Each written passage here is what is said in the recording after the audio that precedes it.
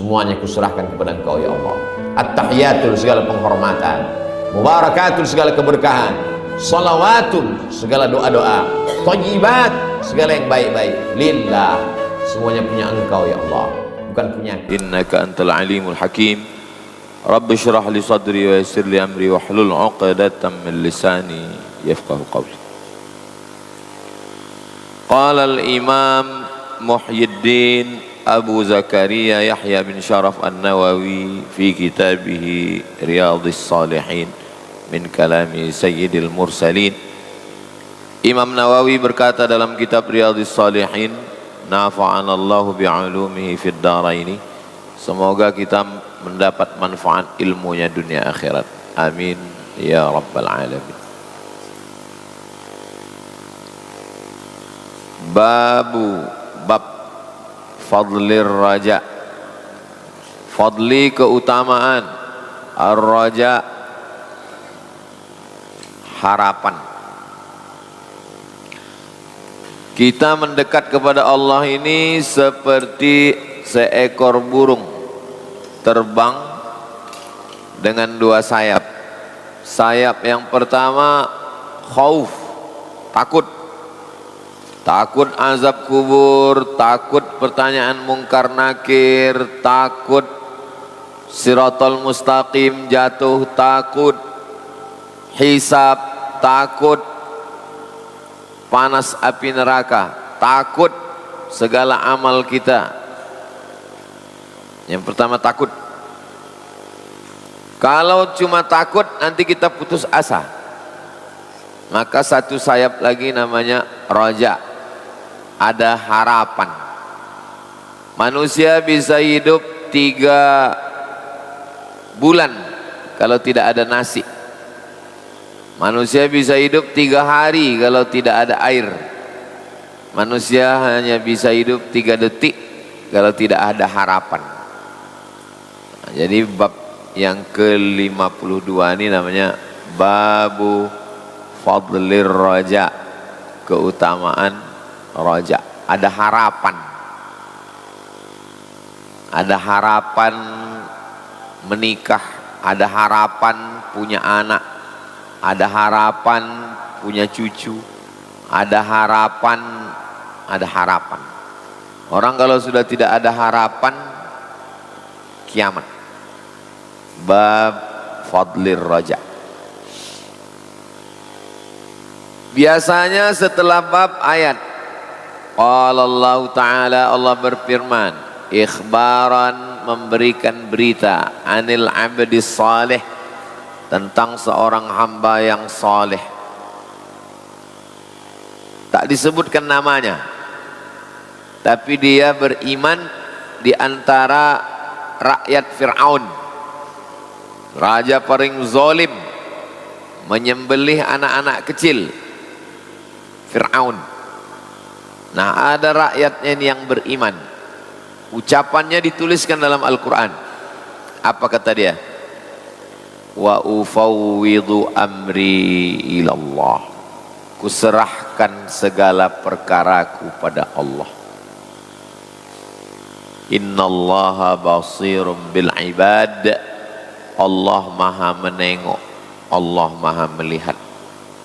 Puncak dari harapan adalah wa ufawwidu amri ilallah. Puncak dari penyerahan diri kepada Allah, wa ufawwidu amri ilallah. Kita ucapkan sama-sama serentak, wa ufawwidu amri ilallah. Sekali lagi, wa ufawwidu amri ilallah. Dizolimi orang kita, ada penguasa macam Fir'aun, dijahati tetangga kita, wa ufawwidu amri ilallah. Masih ada harapan. Besar masalah hidup kita, Allah lebih besar. Hebat kekuasaan dia, Allah lebih kuasa. Susah masalah kita, Allah bagi kemudahan. ucapkan di mulut, wa ufawwidu amri ilallah, kuserahkan perkaraku kepada Allah. Innallaha basirum bil ibad, Allah maha menengok. Allah kalau menengok dia tak diam, Allah bekerja dengan cara dia. Terus apa yang terjadi kalau kita serahkan pada Allah? Fawaqahu Allahu sayyiati ma makaru, Allah akan menjaga, Allah akan melindungi, Allah akan memelihara. Itu arti waqahullah. Sayyiat, segala kejahatan, segala kejelekan, segala keburukan, ma makaru, mereka membuat makar, mereka buat tipu daya. Kita cuma mengucapkan sekali, wa ufawwidu amri ilallah. Balasan Allah, innallaha basirum bil ibad, Allah menengok. Fawaqahullah, Allah menjaga. Sayyiat, yang jelek-jelek disingkapkannya. Ma makaru, perbuatan makar, perbuatan tipu, perbuatan muslihat. 4 balasan Allah. Kita cuma 1 saja, wa ufawwidu amri ilallah, serahkan sama Allah. Jangan ajari pula Allah untuk membalas. Nah, ini masalahnya orang beriman nih, diajarinya pula Allah untuk membalas. Ya Allah, matikan dia. Kalau bisa jangan langsung mati, stroke agak 6 bulan. Apa pula kita menggurui Allah? Serahkan aja sama Allah. Wa ufawwidu amri ilallah. Saya tak pernah minta doa macam-macam. Saya hanya mengatakan wa ufawwidu amri ilallah. Kuserahkan pada Engkau ya Allah. Pembalasan Allah tak terlintas di pikiran kita. Pembalasan Allah jauh lebih indah.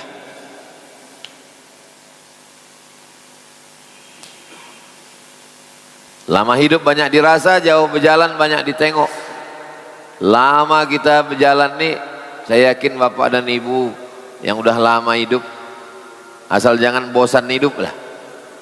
Yang lama sudah menjalani hidup nih merasakan berapa kali kita dianiaya, dizalimi orang, kita serahkan wa ufawwidu amri ilallah. Pembalasan Allah indah, pembalasan Allah luar biasa cantik.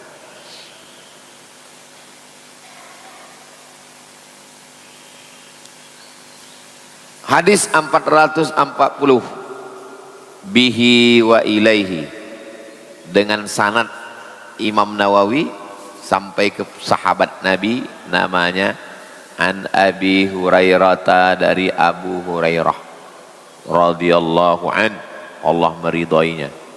An Rasulillah, dari Nabi Muhammad sallallahu alaihi wasallam, annahu qala, dia bersabda, qala Allah, Allah berfirman. Kenapa pula ada Allah berfirman? Nabi bersabda, ya, habis itu Allah berfirman.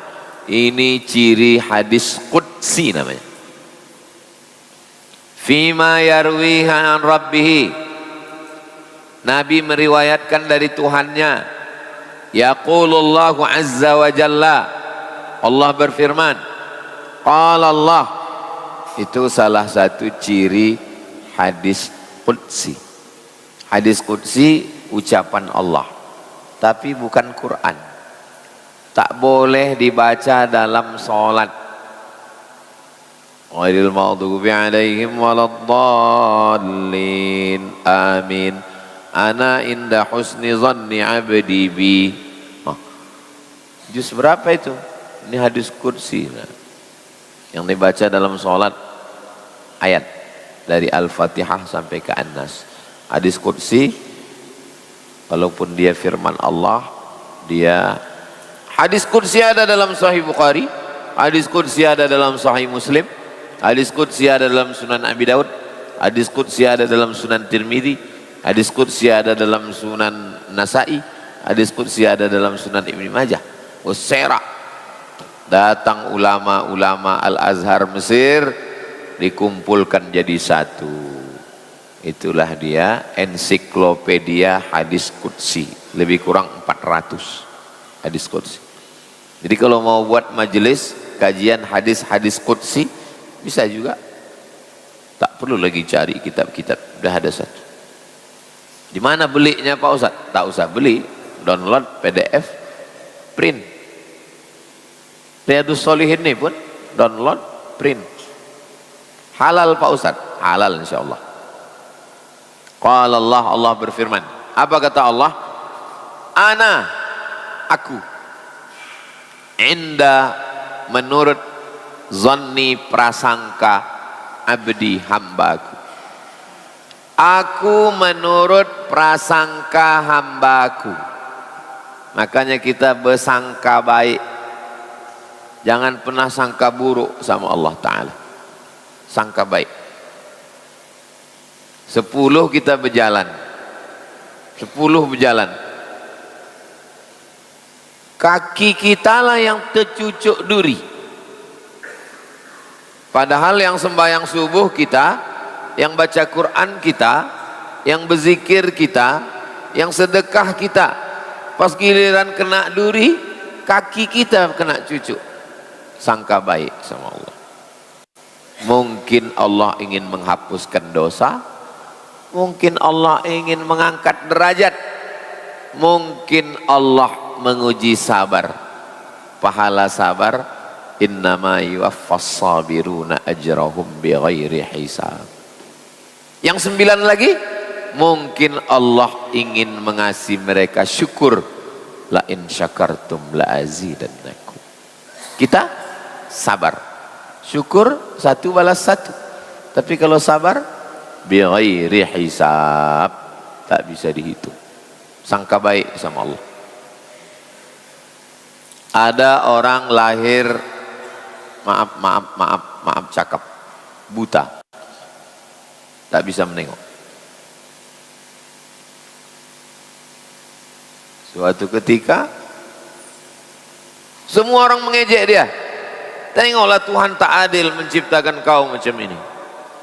Sampai akhirnya suatu hari datang bangsa kanibal. Bangsa kanibal ini pemakan orang, menyerang kampung, tangkap semua, dihidupkan api unggun, diletakkan di api unggun itu panci besar. Semua orang kampung itu mau dimakan bangsa kanibal. Pas giliran yang satu ini diperiksa, kata ketua suku kanibal, yang ini tak usah kita masak. Kenapa? Tak enak makan orang buta kan. Itu tak ada disebut yang baik. Sangka baik pada Allah. Bersangka baik sama orang pun kita baik, apalagi bersangka baik sama yang menciptakan orang, Allah. Hidup kita ini jurusnya tak banyak-banyak, 5. 1, ikhtiar, usaha. Yang kedua, doa. Yang ketiga, tawakal. Yang keempat, sangka baik sama Allah. Yang kelima, ridho. Ridho habis puncak. Inilah ikhtiar paling kecil. Usaha, buka toko, tanam sawit, tanam kelapa. Bukan ini. Setelah itu doa. Habis doa, tawakal. Habis tawakal, sangka baik sama Allah. Kalau udah mampu sangka baik sama Allah, ridho. Ridho itu tawakal. Setelah tawakal, sangka baik sama Allah. Setelah itu ridho. Ridho puncak. Makanya yang baik, yang balik menghadap Allah tuh ridha. Ya ayyatuhan nafsul mutmainnah irji'i ila rabbiki radiyatan mardiyah. Ridha. Tapi sebelum sampai ke ridha tuh mesti bersangka baik sama Allah. Apapun yang kita buat nih sangka baik sama Allah SWT. Dulu dapat tanah tuh cuman depan tuh buka 37, ke belakang tuh 100. 37, 100. Yang sebelah sana tak mau jual. Yang belakang tak mau jual. Yang ini pun tak mau jual. Ikhtiar sudah, tanya-tanya sudah. Doa tiap malam berdoa, dijualnya oleh Allah, tak juga mau jual. Bertawakal sudah, serahkan sama Allah. Sudah serahkan pada Allah, sangka baik. Karena tak bisa dapat tanah, maka terpaksa bangunan yang mesti naik ke atas. Kalau dapat tanah lebar, bangunan selantai aja satu. Untuk apa buat tinggi-tinggi? Kalau tanah kita lapang, karena tanah sempit, paksa naik ke atas. Itulah maka gedung itu 4 lantai, karena tak ada tanah naik ke atas. Sesudah dibangun ke atas, baru dapat tanah. Apa hikmahnya? Kalau dulu dapat tanah lebar, bangunannya cuma 1 lantai semua. Tapi setelah tak dapat tanah, terpaksa, mau tak mau terpaksa buat 4. Setelah 4, semua orang yang datang menengok, hebat bangunan ini. Gitu. Itu rencana Allah, bukan rencana kita. Orang kalau mau masukkan anaknya, yang pertama ditengoknya bangunan. Orang kalau jalan-jalan, bangunan. Orang kalau mau foto, pasti ikon bangunan tuh, tegak dia situ foto, Az-Zahra. Baru kita, oh begitu rupanya rencana Allah. Hidup ini tak usah susah-susah. Bisa aja kita bilang, oh itu udah alhamdulillah. Udah. Tak usah pakai ayat, pakai hadis. Udah. Oh, udah mantap tuh udah. Begitu rupanya rencana Allah Ta'ala. 4 gedung tinggi. Tuh Syekh Abdurrahman, Masjid Ajarwana, kelas yang sebelah kanan, asrama 36. Itu gara-gara tak dapat tanah tuh. Kita tak dapat tanah, naikkan ke atas. Ke atas. Udah dapat naik ke atas, baru dapat tanah. Begitu rencana Allah. Yang akan datang tak ada tinggi-tinggi lagi. Yalah, dapat tanah. Kenapa tak dari awal dikasih Allah tanah? Kalau dari awal dapat, bangunannya cuma selantai-selantai. Kalau selantai, orang nengok. Cemana Mahat Az-Zahra? Entah macam SD aja kita tengok. Itu Allah punya rencana. Bukan rencana kita itu. Allah. Wa ufawwidu amri ilallah. Tapi kita bisa bercakap begitu sesudah terjadi. Cakap begitu itu sudah terjadi. Jangan belum apa-apa pas ditanya, "Gimana planning ke depan?" Wa ufawwidu amri ilallah. Saya tak mau gitu. Jangan adik-adik S1 kuliah ditanya sama orang tua. Gimana lah planning kau ke depan? Kau mau S2 kemana? S3 kemana? Wa ufawwidu amri ilallah. Kau ngaji sama siapa? Sama Ustaz Somad. Usah ngaji sama dia lagi. Macam tak ada harapan kau ketengok. Padahal kita mengaji tentang bab fadlir raja. Nanti kalau ada yang nanya, apa kalian kaji sama Ustaz Somad tuh? Kitab Riyadhus Shalihin. Udah sampai bab mana? Bab fadlir raja. Kalau tak ingat, ya sekitar 400-an lah. 440. Ana inda zanni abdi bi. Aku menurut prasangka hambaku kepadaku. Sangka baik pada Allah. Tapi sangka baik ini tetap mengikut syariat. Sangka baik tetap mengikut syariat. Jangan sangka baik di luar syariat. Tak betul, sesat. Sembahyang subuh jam 7 tiap hari, Kau kenapa sembahyang subuh jam 7? Aku bersangka baik, Allah menerima. Itu keluar syariat. Sangka baik pada Allah, mengikut syariat. Filsafat, pikiran tanpa batas. Tasawuf, rasa tanpa tepi. Filsafat, pikiran tanpa batas. Tasawuf, rasa tanpa tepi.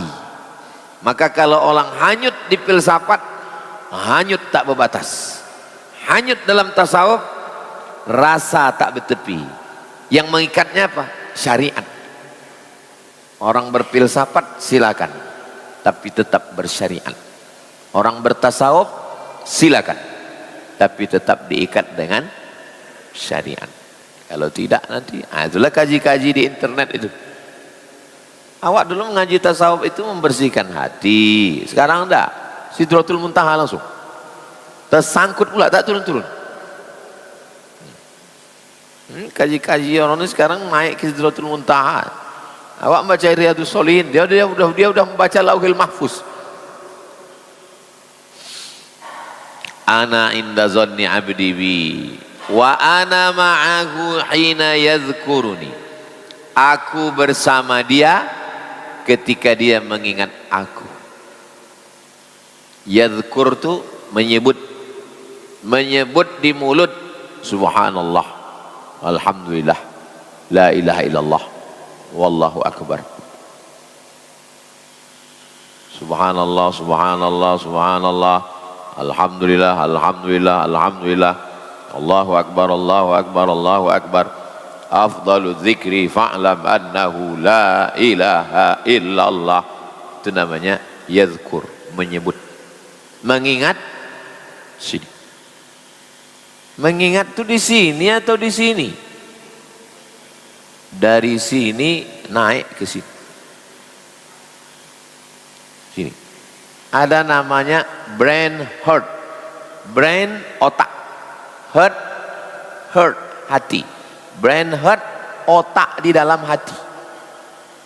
Ini yang di tengah nih hati. Maka ini jangan cucuk ini. Ini namanya ulu hati. Liver hati. Yang di sini nih jantung. Yang selalu disebut dalam Al-Quran, alladzi waswisu fi sudu. Sudu bukan yang menyendok itu. Alladzi waswisu fi sudur. Yang mana dia? Yang tengah. Ini apa yang di sini? Nabi menunjuk at-taqwa hahuna, kata Nabi. Nabi menunjuk, tak ada Nabi menunjuk sini, enggak. Sini. At-taqwa hahuna 3 kali. At-taqwa hahuna, kata Nabi. At-taqwa hahuna. Segumpal, sekepal. Ya. Jantung tuh Pak Ustaz, ya, jantung. Kalau begitu bukan hati, enggak, hati sih. Jantung kata ini, hati ini berkelahi. Kita pakai dua-duanya, jantung hati.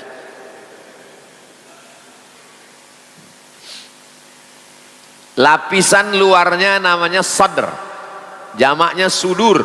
Alladzi waswisu fi sudur. Lapisan luar. Masuk dia ke dalam qalb namanya. Ala fil jasadi mudghah. Ketahuilah di dalam jasad itu ada segumpal, sekepal.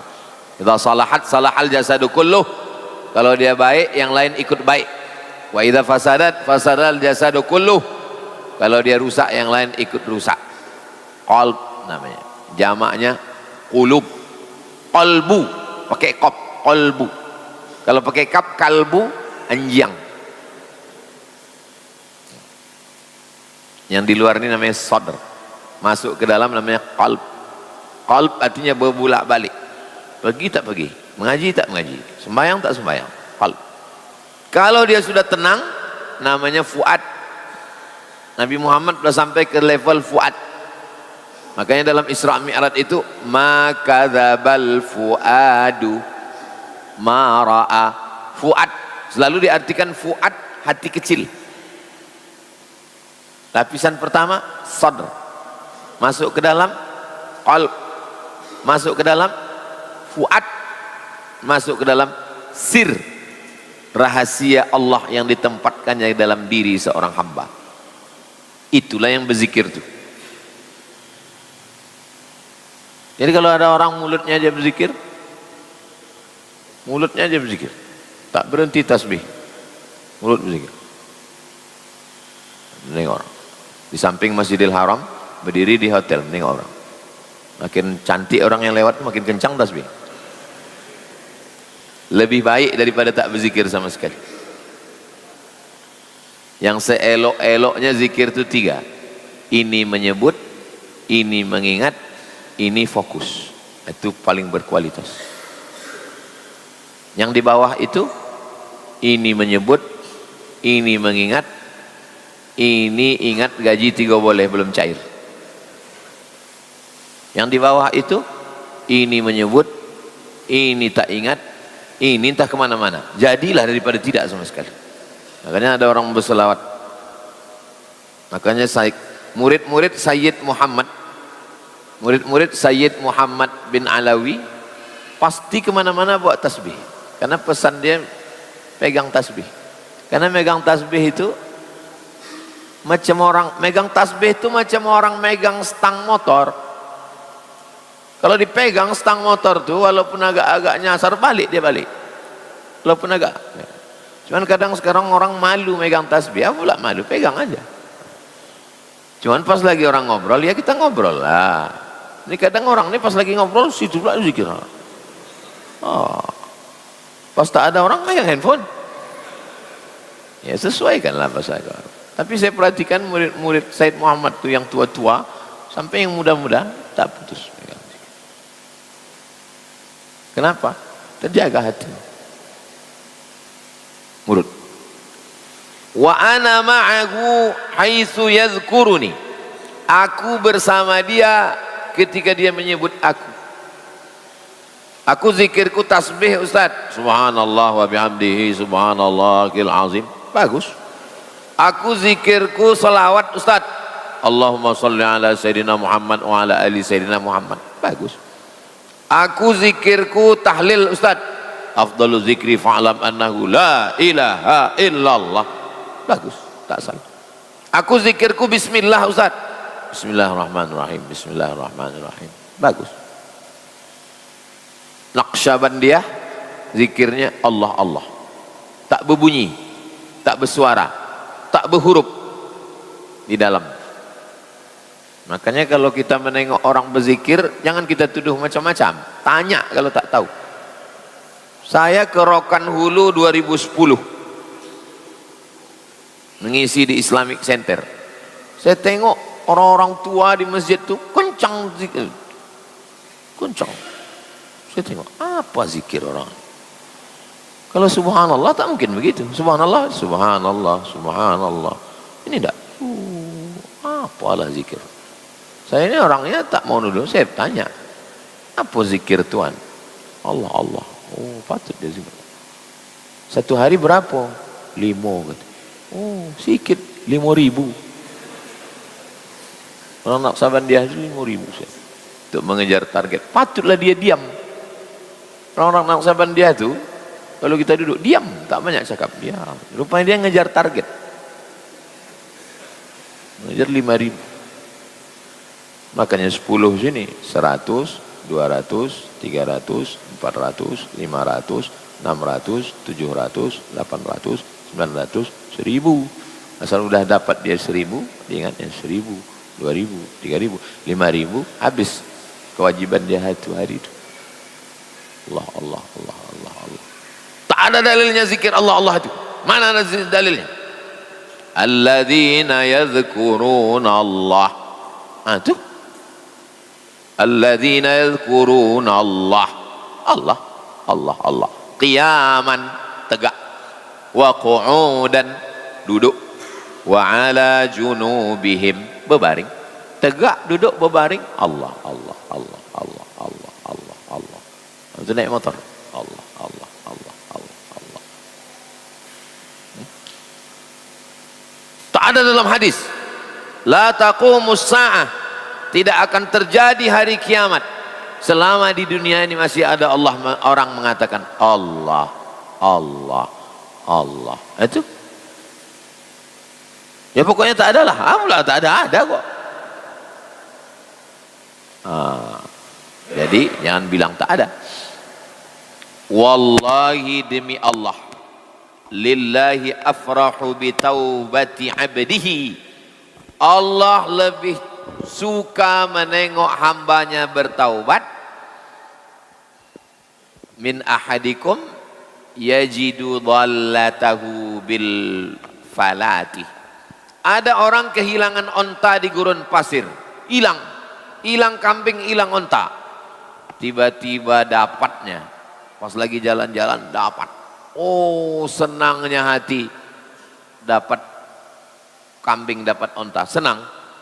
Allah lebih senang menengok hambanya yang tersesat balik lagi ke jalan.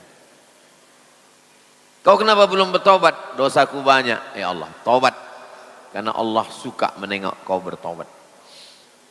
Wa man taqarraba ilayya shibran. Siapa yang mendekat kepadaku sejengkal. Siapa yang mendekat kepadaku sejengkal? Taqarrabtu ilaihi dhira'an. Aku mendekat kepada dia dhira', sehasta. Kalau kau mendekat pada Allah segini, Allah mendekat kepada engkau segini. Wa man taqarraba ilayya dhira'an. Siapa yang mendekat kepada Allah segini, taqarrabta ilaihi ba'an. Aku mendekat kepada dia segini. Ini jengkal, ini hasta, ini depa, sedepa, selengan, setangan.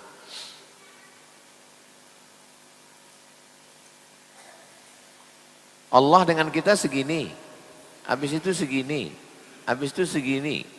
Kalau begini kita memahami hadis ini, kita masuk dalam kelompok mujassimah.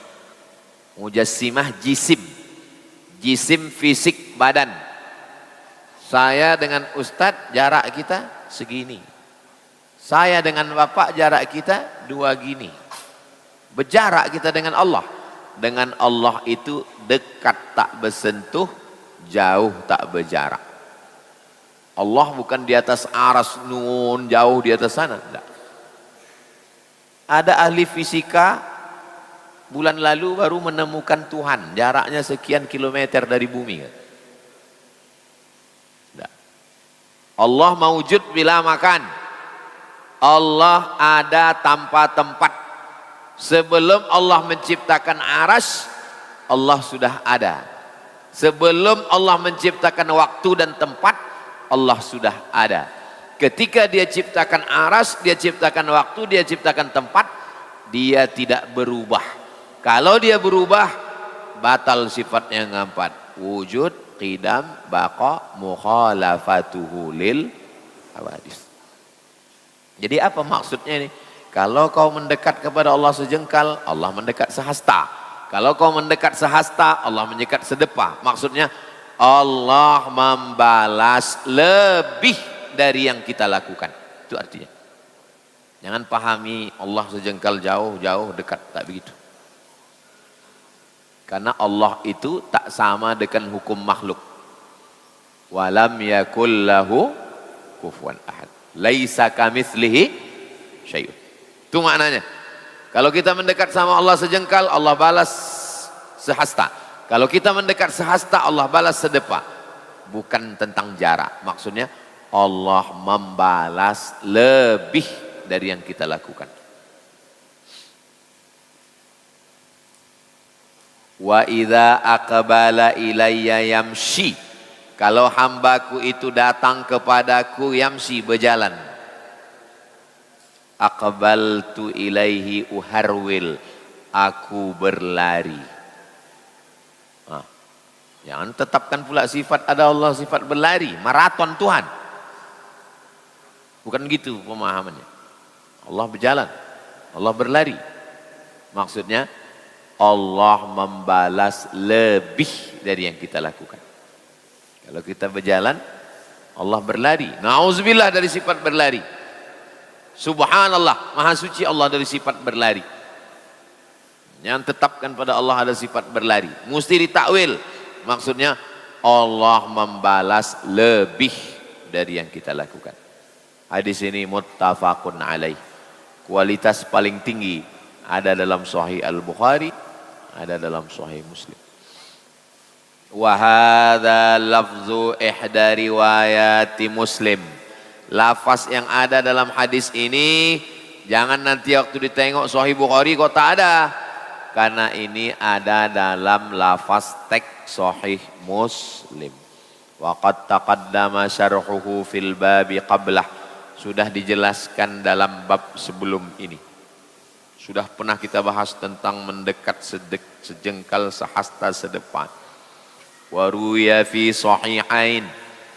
Dalam Sahih Bukhari, dalam Sahih Muslim bunyi teksnya wa ana ma'ahu hina yadhkuruni. Aku bersama dia ketika dia menyebut aku. Kalau Allah tak menyebut kita, Allah bersama kita juga. Kita tak menyebut Allah. Wa huwa ma'akum aina ma kuntum. Allah bersama kamu dimanapun kamu berada. Lalu apa maknanya? Rahmat Allah menyertai orang yang berzikir. Makanya kaji kita subuh Rabu, kaji zikir. Saya pesan ke Tuan Imam, Subhanallah 33, Alhamdulillah 33, Allahu Akbar 33, La ilaha illallah 100, baca doa. Supaya majelis kita ini majelis zikir. Majtama'a qaumun fi baitin min buyutillah. Sekelompok orang berkumpul di rumah Allah. Berkumpul. Setelah berkumpul, yatsluna kitab Allah, membaca ayat-ayat, wa yatadarasunahu fima bainahum, mengkaji isinya, majelis zikir.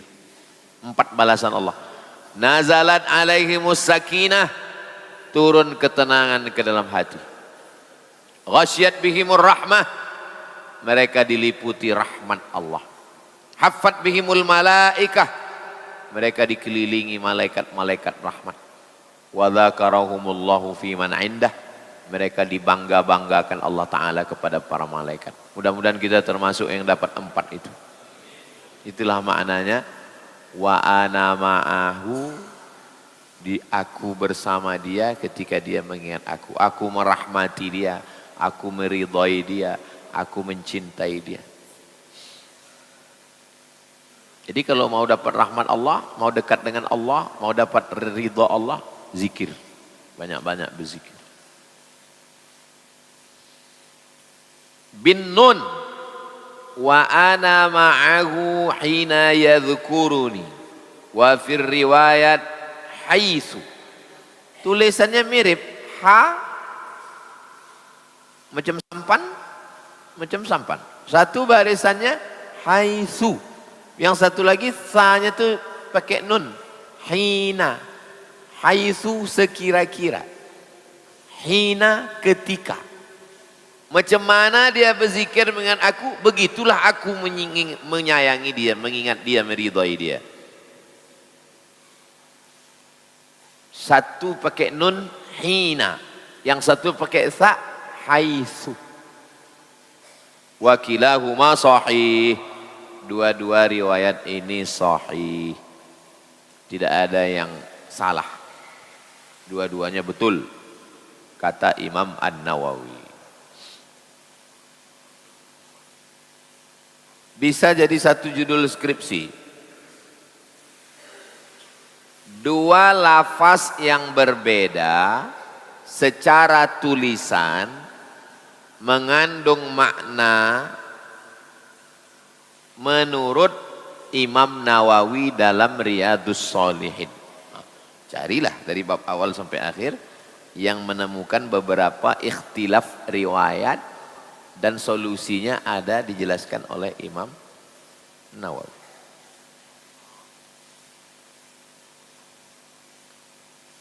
Cukup, jam 6:10.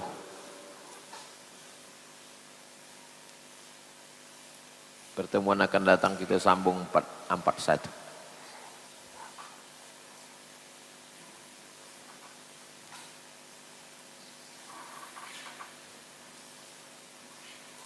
Shaf jamaah baris kedua itu mulainya dari ujung kanan imam, nih imam ke sana, dari ujung kanan atau dari ujung kiri atau dari tengah belakang imam. Imam sop pertama penuh kanan, penuh kiri. Terus datang orang baru, di mana dia memulai sop? Apakah di ujung atau di sini? Nih sop belakang imam. Kenapa yang di belakang imam ini ada sajadah satu lagi? Itu untuk Bilal, bukan untuk saya itu. Bilal, imam kita dua, satu imam, satu Bilal. Bilal itu sini. Kenapa mesti dia di situ? Karena kalau yang berdiri di situ tiba-tiba ada jamaah entah dari mana, karena tak ada, berdiri dia di situ. Tiba-tiba terjadi sesuatu pada imam. Gimana menggantikan? Itu posisi yang di belakang tuh kalau terjadi sesuatu dia langsung menggantikan imam. Jadi bukan sajadah itu, itu Ustaz Somad itu eksklusif tuh ada sajadah di belakang. Bukan. Itu sajadah imam, dua imam. Apakah dari tengah atau dari sudut kanan? Dari tengah berdasarkan hadis sahih. Apakah dalam wudhu boleh tercampur beberapa mazhab karena ketidaktahuan? Hebat nih, dia tak tahu aja bisa beberapa mazhab. Awak tahu aja cuma satu mazhab. Macam mana mencampur beberapa mazhab? Wudhu itu paling berbeda pada menyapu kepala aja. Muka sama semua. Batas muka itu batas tumbuh rambut yang normal ke atas, kanan, kiri, bawah. Itulah cuman muka. Tak ada ikhtilaf tentang batas muka. Tangan juga begitu. Tak ada ikhtilaf tentang batas tangan. Wa aidiakum ilal marafiq. Sampai ke siku. Sikunya masuk. Tak ada ikhtilaf sampai ke siku tak masuk. Nah. Jadi kalau ada orang hidupkannya keran, ini aja tak sampai sih. Bilang sama dia batal, jangan. Itu kita kena. Mungkin beda mazhab. Ada beda mazhab. Mestinya. Kaki juga. Wa arjulakum ilal ka'bain. Kaki sampai mata kaki. Tak ada ikhtilaf. Mata kaki itu mesti kena.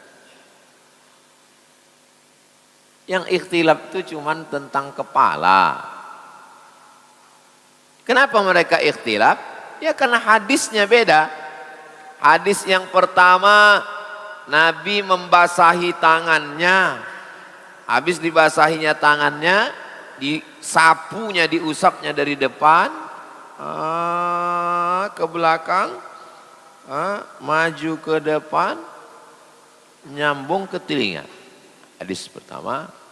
Hadis yang kedua, Nabi membasahi tangannya, habis itu dimasukkannya tapak tangannya di bawah sorbannya, walam yangqud imamatahu. Sorbannya tak dibukanya. Ini sorbannya, diginikannya aja.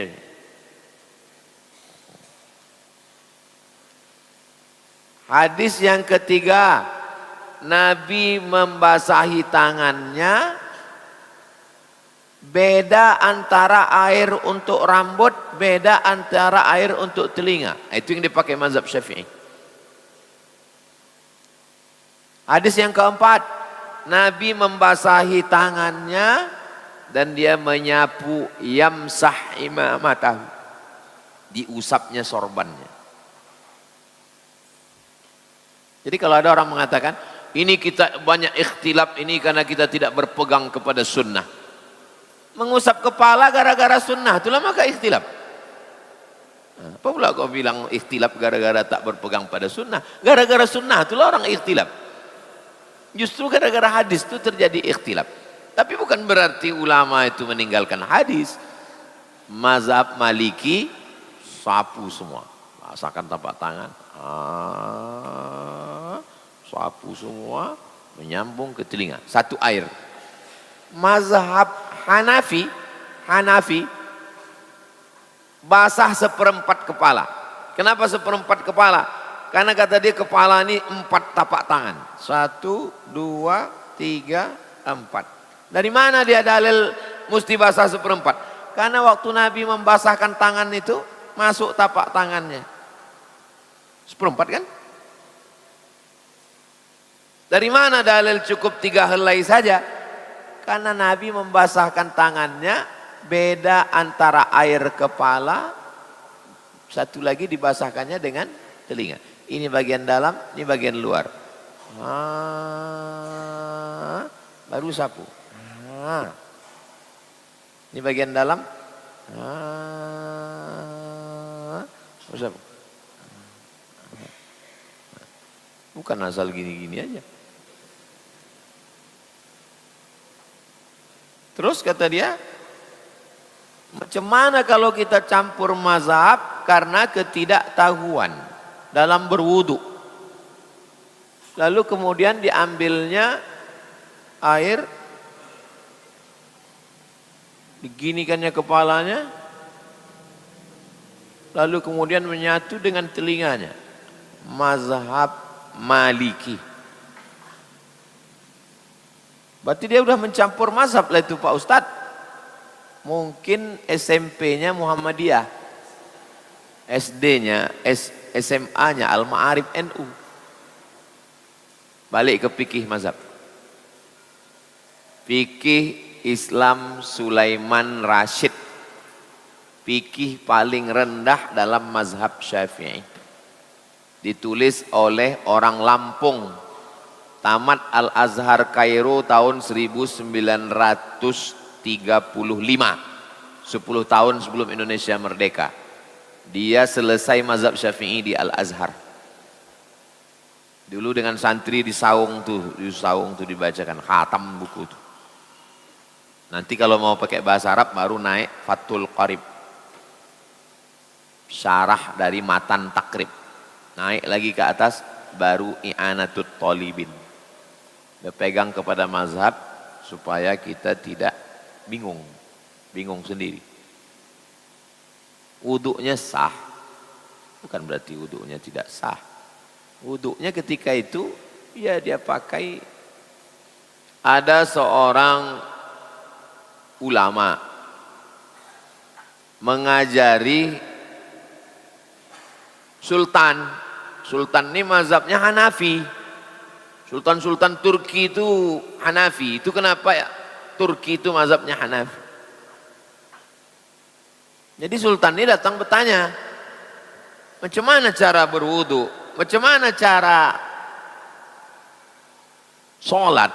Diajarkannya pakai mazhab Syafi'i. Menurut mazhab Syafi'i begini. Menurut mazhab Hanafi begini. Tapi yang saya amalkan begini. Kalau kami mau belajar perbandingan mazhab Pak Ustadz, bidayatul mujtahid wa kifayatul muqtasid. Bidayatul mujtahid Imam Ibnu Rushd. Ibnu Rushd itu mazhabnya Maliki.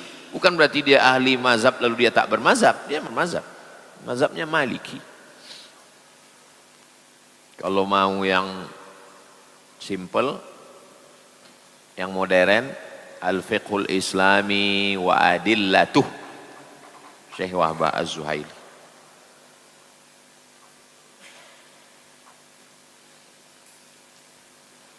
Bagaimana kita bisa menerima takdir yang baik dan buruk terhadap diri kita? Yang pertama di sini, yang kedua di sini. Yang di sini, tanamkan di sini di kepala nih, bahwa yang terjadi pada diriku ini sudah ditetapkan Allah di Lauhil Mahfuz 50.000 tahun sebelum Allah menciptakan langit dan bumi. Antum dapat undangan.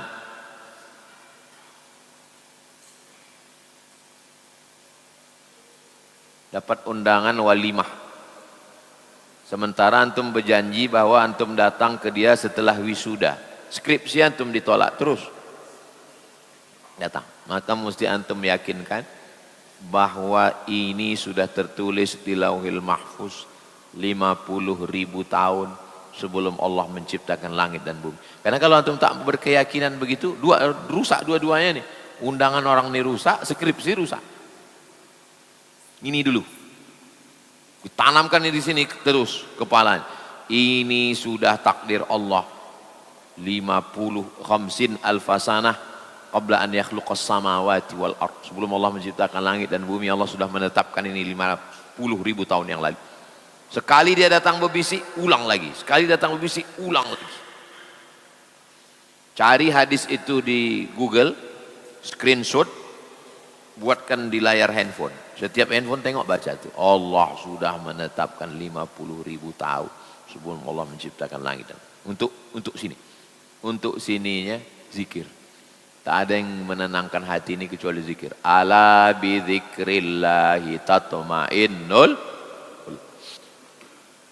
Pergi ke Bangkinang, habis Bangkinang terus ke Kuok, habis ke Kuok jumpa jembatan Simpang Rantau Berangin, belok ke kanan, terus nanti ada gapura pesantren Darussalam Kabun. Nah, masuk dalam, jumpai Buya Alaidin. Buya Alaidin, ini udah, iko belum? Saya mau mengambil talqin zikir. Macam mana cara berzikir? Nanti ditalqinkannya zikir. La ilaha illallah. Nah, berzikir mesti berguru. Man la syaikha lahu fasyaitanu syaikhuhu. Siapa yang tak berguru, setanlah gurunya. Izin. Izin itu alif, zal, nun. Izin. Kalau ini uzun. Uzun telingo. Izin dengan uzun ini satu akar kata. Kenapa? Karena orang baru dapat izin setelah pakai uzun. Dapat izin mengajarkan ini karena udah didengar dengan uzun. Alif lam mim. Kan didengar pakai telinga kan? Baru kita bisa mengajar. Begitulah nanti didengarkan di telinga itu, ditalqinkan. La ilaha illallah. Didengarkan di uzun untuk izin. Zikir. Di sini dengan ilmu, di sini dengan zikir. Kalau hanya di sini, tak selesai di sini. Berkecamuk dia. Kalau hanya di sini, tak selesai di sini. Mesti selesaikan dua-duanya. Selesai di sini, selesaikan. Saya di sini udah Pak Ustadz, di sini pun udah, di sini belum, pejamkan. Kalau yang ini mudah nih, pejamkan. Tapi di sini ini tak bisa, dipejamkan, dia berputar-putar. Nah, ini dengan ilmu, ini dengan zikir. Ini namanya kecerdasan intelektual. Ini namanya kecerdasan spiritual. Ini intelektual, tapi kalau ini tak selesai, jadi telek dia, bukan intelektual. Telek ayam mampu.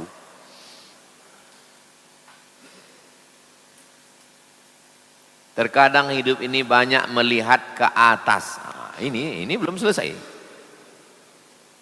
Hasilnya. Pejamkan.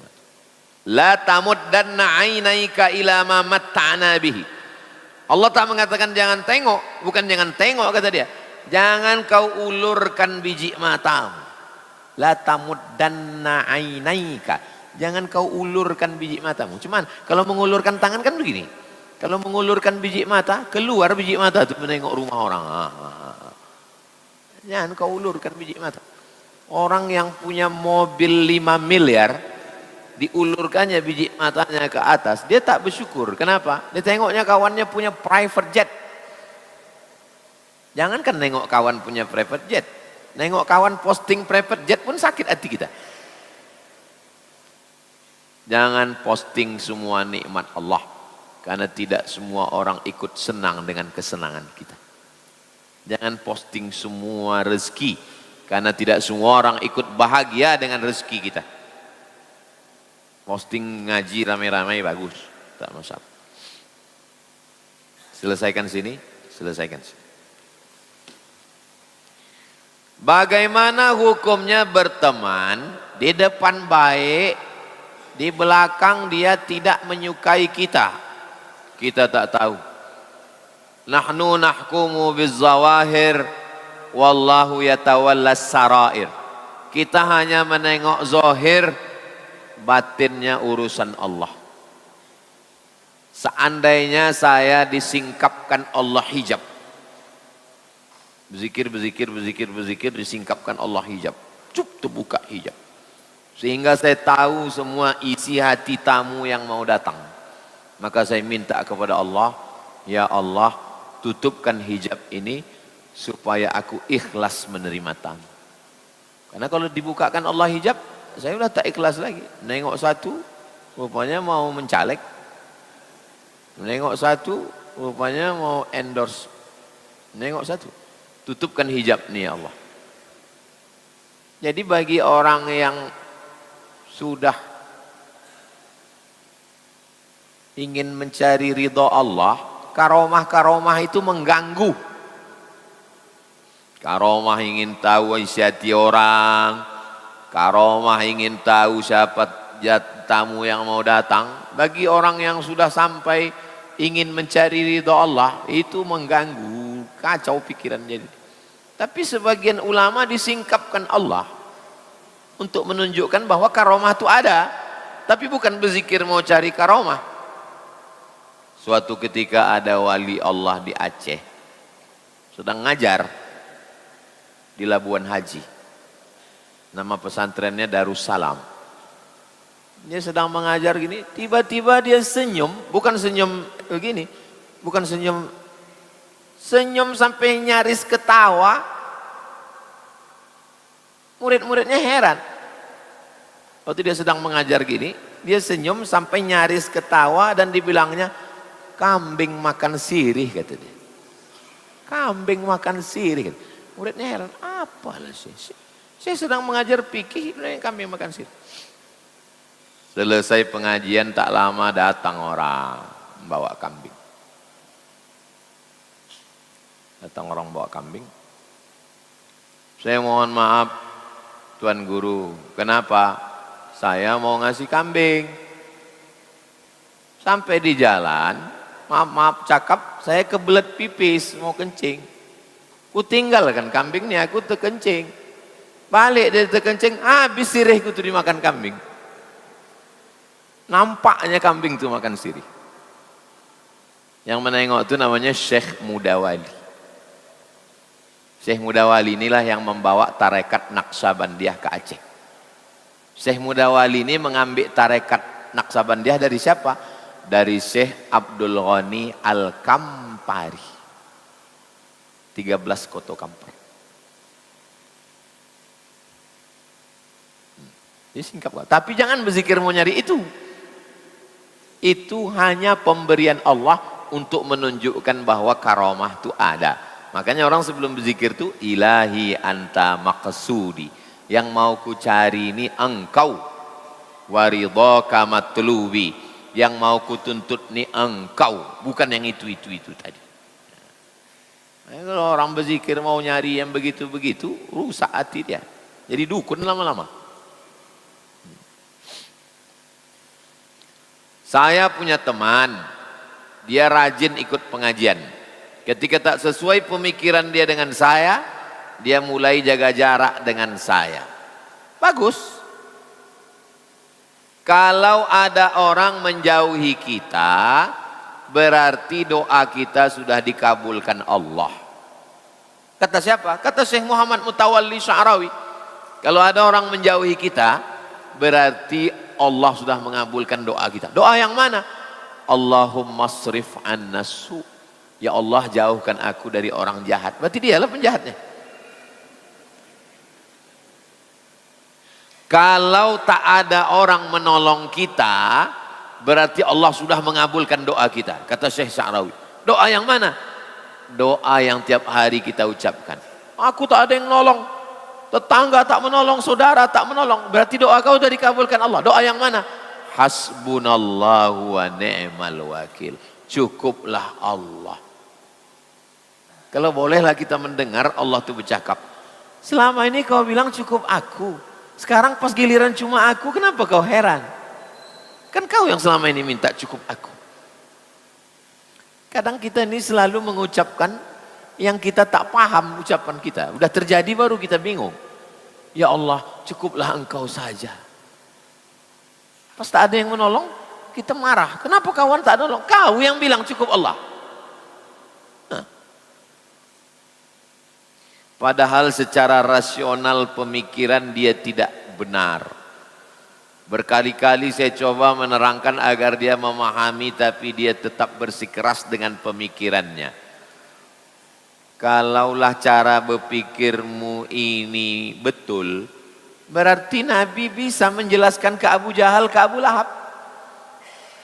Sampai mati Abu Jahal, Abu Lahab itu tak bisa menerima penjelasan Nabi. Kalaulah begini caramu berpikir, berarti kau menyederhanakan Nabi Musa. Sampai tenggelam Fir'aun itu tak bisa menangkap penjelasan Nabi Musa. Kalaulah begini caramu berpikir, berarti kau menyederhanakan pemahaman konflik antara Nabi Ibrahim dengan Namrud. Sampai masuk nyamuk ke hidung Namrud sampai mati, tak bisa dia memahami penjelasan Nabi Ibrahim. Innama anta munzir, kau hanya ngasih peringatan. Lasta alaihim bimusaitir, kau tak bisa. Lasta alaihim bimusaitir, kau tak bisa menguasai orang. Apakah orang yang rajin ikut pengajian dijamin baik? Baik dalam arti secara mindset, bersikap dan perilaku. Orang ikut pengajian ini 3 level. Yang pertama, daripada tak ada kegiatan. Daripada aku di rumah menonton sinetron, pun dia dapat pahala. Langkah kakinya dapat. Yang kedua, penikmat kajian. Dia mendengar kajian itu menikmati. Karena duduk di pengajian itu dapat rahmat, menenangkan hati. Tapi belum sampai pada level pengamal. Hanya sampai pada level penikmat aja. Penikmat pengajian. Yang level yang ketiga, pengamal. Pengamal secara intelektual, pengamal secara spiritual. Ada orang ngaji ini yang diterimanya yang spiritual aja. Masalah sabar, masalah qanaah, masalah zuhud. Tapi masalah pemikiran dia tetap liberal. Pemikiran liberal, tapi hati.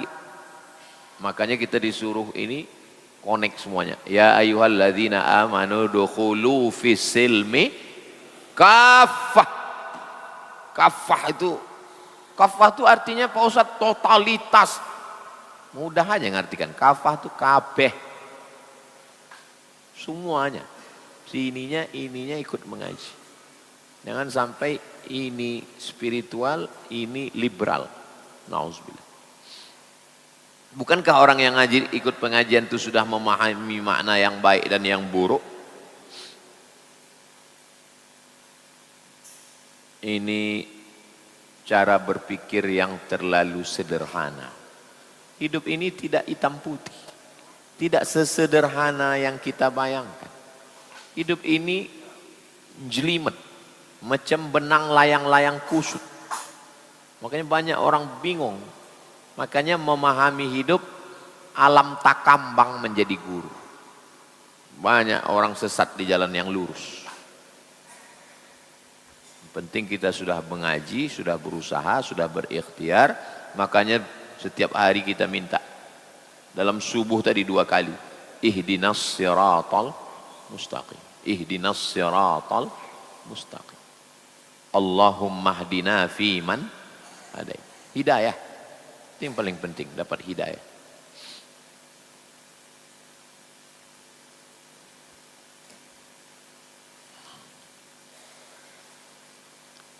Bagaimana cara saya mendamaikan 2 orang kakak perempuan saya sedang bermasalah cukup serius. Sampai tidak mau bertegur sapa, berurusan lagi seumur hidup katanya. Sampai ada rasa benci. Ayah, atuk, abang, adik, abang ayah, adik ayah. 6 orang ini wali. Kumpulkan wali-wali ini. Bang, ayah, atuk, abang ayah, adik ayah, abang, adik. Duduk. Dudukkan ini yang berkelahi. Wa aslihu dzata bainikum. Damaikan orang yang berkelahi. Wa'tasimu bihablillah. Berpegang teguh pada jalan Allah. La yahillu limuslimin ayyahjura akhahu fawqa thalathi layalin. Tak boleh mendiamkan lebih dari 3 hari 3 malam. Damaikan dia, dudukkan balik. La yadkhulul jannah qati'ur rahim. Tak masuk surga orang yang memutus tali silaturahim. Dudukkan. Ini duduk. Apa masalahnya? Selesaikan inti masalah. Jangan nasihati orang langsung. Jangan nasihati, dengarkan dulu. Apa masalahnya? Apa masalah? Selesaikan inti masalah. Jangan diceramahi orang. Tidak masuk surga orang yang tidak mendamai berkelahi. Tanya dulu apa masalah? Apa masalah? Duit belum bayar. Bayar dulu. Udah bayar baru damaikan. Inti masalahnya duit. Bagaimana tuntunan dalam Islam ketika seorang mertua perempuan tidak menyukai menantu laki-lakinya? Padahal sang menantu sudah berusaha berbuat baik dan menjaga adab. Apa sikap yang terbaik yang harus dilakukan agar tetap menjaga keharmonisan rumah tangga dan tidak melanggar syariat? Kita hanya bisa mengatur yang di dalam. Kita tak bisa mengatur yang di luar. Kalau kita jadi imam, berzikir, kita yang pikirkan di sini. Tak perlu kita pikirkan makmum. Kenapa di sebagian masjid imamnya berzikir cuma 15? Saya sudah hitung tuh hari Jumat 15 saja. La ilaha illallah, la ilaha illallah. Asal 15 berhenti. Kenapa? Karena imamnya memikirkan makmum. Asal dengarnya, berzikir tak orangnya. Udahlah 15 sajalah. Kita tak bisa memikirkan orang. Kalau saya pikirkan perasaan orang, udah lama asam lambung saya naik. Kita tata yang di sini. Betul menurut Quran, betul menurut sunnah, betul menurut ulama, sir ala barakatillah. Berjalan. Anjing menggonggong, kapilah berlalu. Kalau mau diikutlah perasaan orang, wa in tuti aktsara man fil ardi yudilluka an sabilillah. Ibu mertua, aku sudah benar menurut Allah, aku sudah benar menurut Rasulullah, aku benar menurut guru-guruku. Sudah kutanya guruku. Kutanya sama guruku, pimpinan pondok pesantren di Rimbo Panjang, LCMA dari Al-Azhar, Al-Mukarram Ustadz. Aku pun sudah bertanya ke Ustadz Riki, kata mereka aku ini benar. Sudah 2 orang bersaksi aku tak salah, Bu. Kalau ibu tetap membilang aku salah, aku serahkan wa ufawwidu amri ilallah. Aku serahkan ibu kepada Allah. Tapi ingat Bu, beberapa orang yang udah kuserahkan kepada Allah 2 gendangnya, kalau tak ICU mati. Jangan diancam dia begitu. Lembut-lembut aja. Karena kalau kita ikut cakap orang nih, ini rumah saya. Di samping rumah saya nih ada nenek-nenek sudah tua, umurnya 70, namanya Halimah. Allahumma ighfir laha warhamha wa'afiha wa'fu anha. Ceritalah dia sama emak saya. Saya masih SD, tapi telinga saya ini menangkap tentang keris kepala bayan. Burung bayan itu macam burung kakak tua, tapi orang Melayu menyebutnya burung bayan. Burung kakak tua, burung serindit, burung bayan itu kepalanya sama, giginya begini. Nenek ini bercerita tentang keris kepala bayan. Mertua ini bonci sama menantu nih. Benci sebenci-bencinya. Akhirnya menantunya tadi pergi ke pulau. Di pulau itu dia bertanam. Tanam cabai, tanam petulo, tanam gambas, tanam ubi. Akhirnya tanaman tadi dijualnya ke pasar, dapat duit banyak. Ditempahkannya lah keris kepala bayan. Keris kepala bayan bentuk, tapi dari emas. Habis itu pergi dia ke rumah mertuanya dipakai. Dijamulah makan berjambar. Habis itu dibukanya keris nih. Kata dia, kepala bayan, ini makan berjambar nih untuk kau nih. Dicucuk-cucukkannya kepala bayan tuh ke piring. Kalau antum mau coba, cobalah ke rumah mertua pakai keris kepala bayan. Tapi dari emas. Saya tempahkan keris kepala bayan 20 biji di Pulau Natuna. Bisa buatkan keris kepala bayan, Pak? Bisa. Itulah yang tamu-tamu datang, saya pasangkan keris kepala bayan. Habis dah 20 biji.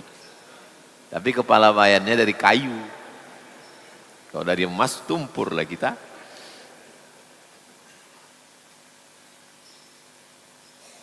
Senangkan hatinya, doakan pada Allah. Berarti antum sudah lulus masalah sholat, lulus. Masalah puasa, lulus. Masalah zikir, lulus. Masalah sedekah, lulus. Dibuatnya menghadapi mertua. Supaya apa? Supaya kita berdoa. Supaya sujud lebih lama. Kenapa setiap manusia ini ada masalah hidupnya? Istri baik, anak baik, mertua mak lampir. Supaya kita ini merasa tidak bisa mengendalikan semua. Kenapa orang jahil bisa memimpin orang alim? Fir'aun jahil memimpin Musa. Namrud jahil memimpin Ibrahim. Kenapa orang jahil bisa memimpin orang alim? Ditanyakan kepada ulama. Apa kata ulama? Supaya orang tahu bahwa Allah Maha Kuasa. Begitu juga dengan hidup ini. Tak semua hidup ini bisa kita kendalikan. Anak baik, istri baik, mertua baik, menantu baik, semua baik. Tetangga hantu. Tak semua bisa kita kendalikan. Supaya apa?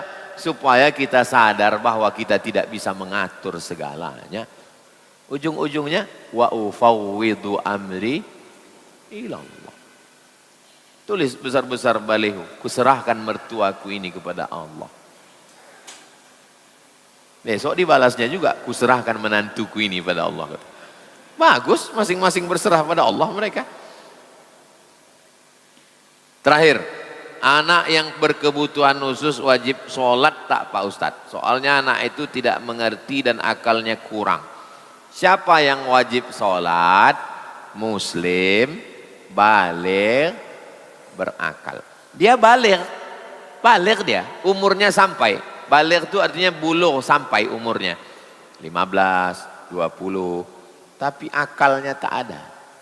Badannya besar, akalnya anak kecil. Maka dia tak wajib sembahyang. Tapi tetap ajarkan dia sembahyang. Karena Nabi menyuruh muru auladakum, suruh anak kamu sembahyang, wahum abna'u sab'a sinin, wadribuhum fil ashrah, pukul 10. Ajarkan dia berwudu, ajarkan dia sembahyang, suapkan makannya, gantikan pempesnya, pel badannya, gosok celah-celah, pakaikan dia deodoran, kasih minyak wangi, peluk, cium dia. Dia tak pernah meminta kamu jadi ayahnya. Dia tak pernah meminta kamu jadi ibunya. Dan kamu pun tak pernah meminta dia jadi anakmu. Allah yang mengirimkan. Andai saya diuji, saya pun belum tentu mampu. Berarti kalian menurut ilmu Allah kalian kuat. Wahai bapak-bapak, ibu-ibu yang diberikan Allah anak berkebutuhan khusus, berarti menurut ilmu Allah kalian kuat. Boleh jadi kalian masuk surga bukan karena sholat, masuk surga bukan karena banyak sedekah, masuk surga bukan karena ahli Al-Quran, tapi masuk surga karena syafaat anaknya. Baca hadis tentang syafaat. Al-Quran ngasih syafaat, anak penghafal Quran ngasih syafaat, malaikat ngasih syafaat. Ada satu syafaat, syafaat orang beriman. Dan anak ini beriman dan dia tak berdosa. Ketika dimintanya Allah Ta'ala, siapa yang mau kasih syafaat? Ada video polisi sebelum berangkat kerja, digendongnya, dipeluknya anak berkebutuhan khusus. Ada orang-orang yang diberikan Allah kebaikan. Mudah-mudahan kita diberikan Allah istiqomah iman dan Islam, ridho kepada takdir Allah. Al-Fatihah. A'udzubillahi minasyaitonirrajim. Bismillahirrahmanirrahim. Alhamdulillahirabbil alamin. Arrahmanirrahim. Maliki yaumiddin. Iyyaka na'budu wa iyyaka nasta'in. Ihdinas siratal mustaqim, siratal ladzina an'amta 'alaihim ghairil maghdubi 'alaihim waladdallin. Amin.